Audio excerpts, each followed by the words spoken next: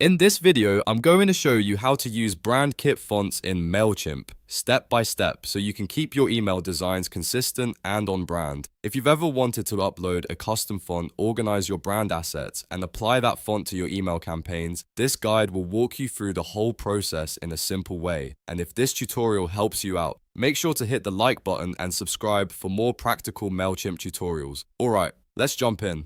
First, sign into your MailChimp account using your normal login credentials. Once you're inside the dashboard, look at the left-hand side and click Content. This is where MailChimp keeps your media files, saved assets, and brand-related tools, so it's the right place to start. Next, click Brand Kit. The Brand Kit is where you can manage your logos, colors, fonts, and other design elements that help keep your emails consistent across every campaign. If you're working on branding for your business or client, this section is especially useful because it keeps everything organized in one place. Now go to the font section and click Add Fonts. This is the option that lets you bring in a custom font for your brand kit. Once you click it, MailChimp will give you the option to upload a font file from your computer.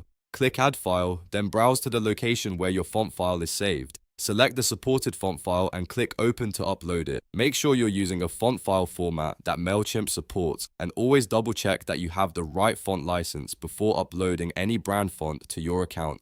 After the upload finishes, take a moment to review the font details on screen. If everything looks correct and the file uploaded properly, click Done to save the font to your brand kit.